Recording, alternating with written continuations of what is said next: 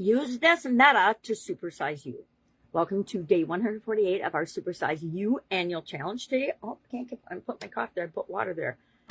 Today we're talking about thinking about our thinking. Mega cognition is the thing I'm referring to today. And mega cognition just means our thinking about our way of thinking, or our thinking about our thoughts, or thinking about our thought processes. How aware are we consciously of our thought patterns, our biases, our prejudices, our judgments, because we all have them. Catch myself. I like to think that I'm not judgmental, and then I'll tap into and pay attention to what I'm actually thinking, and I'll be like, oh my God, why did I even think that? I really don't believe it. So why would I even think that or be judgy about that? And we all have reasons that we are a certain way. Usually it's, some past experiences that we've had, or it's the people that we were around growing up. We adopt the behaviors and the actions and the thinking patterns of, the people we spend the most time with. I think that if you've done any self-awareness or personal development training, at some point you've heard that you are the average of, or you can expect your results to be the average of the 5 people you spend the most time with. Well, I spend time with a 3-year-old, 2 toddlers, a 3-year-old, a 5-year-old, just from those ages, and my daughter, who's amazing, and my son-in-law, who's amazing. But those are 4 of the 5 people I spend the absolute most time with. So today we're going to think about, and our challenge is going to be all around paying attention to our thinking. But before we get into that, and before I forget, I want to talk about the P in our super framework. We're using the super framework this year. Once a month, we're revisiting it, and we're using it, and we're applying this tool to an area that we're emphasizing, working on mental health and well-being this month. So we're thinking about a challenge area or a goal we want to achieve by the end of the year. I like to use our process every year. This is the 9th year we've come up with a process. Every year, I like to use the process and apply it to the area of the life framework, the 9-part life framework that we're focusing on this month: mental health and well-being, anything thoughts and conscious, subconscious, superconscious, unconscious related. There's so many topics on just mental health and well-being. And I don't get into any of the diagnosis or things for people, because that's not what we're talking about. We're talking about our ability to choose and create the life we want based on the thoughts that we think, because thoughts, like everything else, are energy. What we think about, we create in our world and in our life, whether we believe it or not, right? We've talked about gravity and how, whether you believe in gravity or not, if you choose to jump off a building, you are going to splat on the ground, because that's how gravity works. And it applies to everybody and everything. So just because we don't believe it's doesn't mean it's not going to happen. Reverse is also true. If we believe it will happen, it can happen in our lives. So today I want to talk about the P in our super framework. P stands for planning your path. Yesterday, we came up with and uncovered what our current situation is. And I'm going to tell you what, I changed my mind this morning to what I'm going to work on, because it's a long history with me, and it's obviously something I think I've taken care of, but I have not, because it keeps popping up. And the day before that, we said, okay, well, what do we want? So I picked what I wanted, and I picked where I am right now. And then this morning, something totally different popped into my head and said, nope, this is the number one thing you need to work on right now, not that. So I changed my mind. That means I'm changing my path and everything, but we have to plan out our path. How are we going to get from where we are to where we want to be? And we don't have to know all the steps. We just have to figure out what is the first action or the next thing we need to do in order to move toward that, from where we are toward the thing that we want. So my realization this morning was that the question WTF, which was my primary question when I had my sudden cardiac arrest, has been popping up in my life and in my mind a lot lately. And basically, if I ask WTF, if I ask what is wrong with the current situation and what is, guess what? All I'm going to see is what's wrong with it. I'm not going to see all the things that are good and right and going well for me. I'm only going to see the things that are wrong. It's kind of why this is the real pattern of how we grow or do anything. This could be our personal growth and development pattern. And actually, this is mine based on the different colors of the different life framework areas. And I was using it, I think it's upside down and backwards. I was using this to, no, it is still backwards. I I was using it to explain to somebody that we think we're going to be on this trajectory. We're going to start a new plan or start a new project or get a new skill. And we're just going to be awesome at it from the beginning. And we're just going to have this huge trajectory of success. I don't know about you, but most of my life hasn't panned out that way. Most of it has been, I try something and maybe it works. And so I do more of that, or I try and tweak it a little bit, and then maybe it doesn't work anymore. And sometimes things that have worked my entire life blow up, and I need to do something totally different. I think that I'm not unusual in that.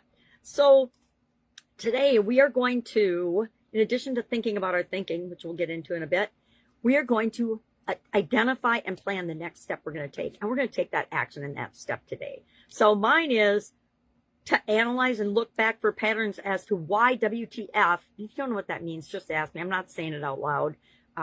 I say it enough in my head that for some reason. So I think it's because I'm working on a challenging project that I'm a little afraid of and a little out of my comfort zone. Okay, a lot out of my comfort zone. And so as part of that project, I'm trying to set myself up to stay the same and stay in my comfort zone, which is not what I actually consciously want, but my subconscious always wants to keep me safe. So it's like, nope, you're not going to do that. You're not going to try that. You're going to say it doesn't work for you so that you don't even do the things that you know you need to do in order to follow the process for it to be successful for you. Anybody tracking with me on this? So today, plan the first step and take that action today to go from where you are to where you want to be. And for me, mine is really becoming more self-aware and looking back a little bit at the patterns of when and how has this snuck back into my life? Because I don't want this to be in my life. And then I'm removing it. That'll be my continued action item and replacing it with something better, right? After my sudden cardiac arrest, I actually worked on that. I learned about primary questions from Tony Robbins. And I'm like, well, what is my primary question? And it was, I woke up and the first thing that came out of my mouth was WTF, in the hospital in a coma. I'd been in a coma and they turned off the ice machine and thawed me out and I've already been resuscitated, but I was in a medically induced coma to protect my organs while they chilled and my heart healed and things. So when I was reading and working with the Tony Robbins stuff, I was like, oh my gosh, I totally know what my primary question was. And it was, I had never really been consciously aware of it before, but I was living out of that WTF. And if you're asking WTF all the time, you're assuming something's wrong. And if something's always wrong, guess how you feel? Frustrated, short-tempered, short-fused, on edge, anxious, nervous, or a tendency to fly off the handle all the time. Yeah, not how I want to show up in the world. So I will plan my path. And like I said, I already said my first step is to figure out why is that sneaking back into my life. And I think I already answered my question on that because I'm trying something new. When I try something new, I get nervous about it, or a little, not really, but a little nervous for me. And things like for everybody else start to pop up from all over the place that we hadn't even imagined, that we thought we've dealt with, but we obviously haven't. And we need to just deal with those things. All right, let's talk about metacognition. What the heck? I don't think I've ever heard this term before, and I've definitely never talked to anyone about it before. But it really is just us becoming aware of our own thoughts and thinking, which is exactly what I'm going to do today. I'm going to practice metacognition on my WTF as a question that keeps popping up. And I challenge you today to pick one thought process or one decision that you made, the thought process behind one decision that you made today, and ask yourself, am I, what did I assume as I was making this decision? What did I ignore as I was making this decision? What old thoughts and beliefs might be popping up that caused me to make this decision that isn't necessarily the decision I really want to make, but I'm making it for all these other reasons? We want to capture some of that just so we understand ourselves better and some of the patterns and things and old programs that might be running in your life like they're running in mine. Because now's the time to work on those, right? And say, okay, well, I understand how I picked up that belief and I thought I wasn't good enough, or I thought I couldn't afford it, or I thought I had to eat McDonald's lunch every single day, or whatever it would be, whatever decision you make. Maybe it's, what you're going to have for lunch today. And then you go and you have it. And you're like, well, why did I go to McDonald's again today for the 300th time in a row? Why did I do that.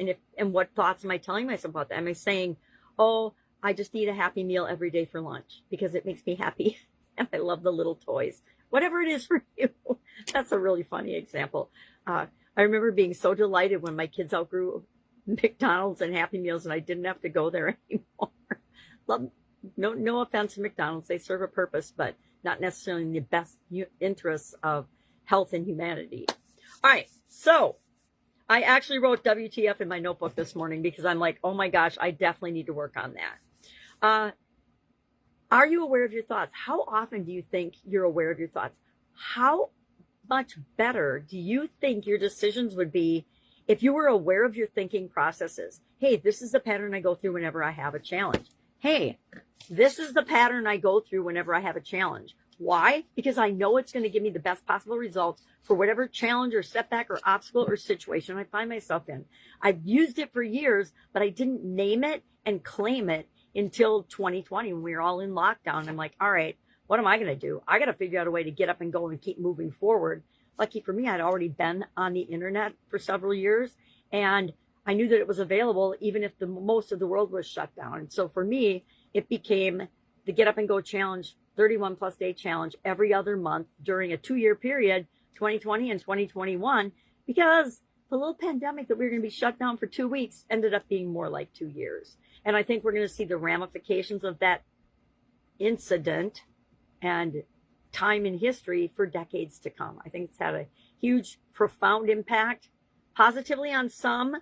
I would contend negative on about 80% of the population. That is just my opinion. It's a Pareto principle, so I'm going to stand by it. And I bet if somebody were to study it statistically, they would draw the same conclusions. Anyway, I digress. Today, pick a decision. After you've already made it, try not to think too much about it today, except for I'm going to intentionally. And then just look at what patterns, what do you use? How do you decide? You know, what are do you weigh the pros and cons? Do you just do what's fast and convenient? Do you just do what's in alignment with your beliefs? Hint, hint. Most of us just do what's in alignment with our beliefs, and that's how we make decisions and choices. And then we have to say, okay, well, yeah, I believed that when I was 6. Yeah, it was true for me then, but is it true for me at 66?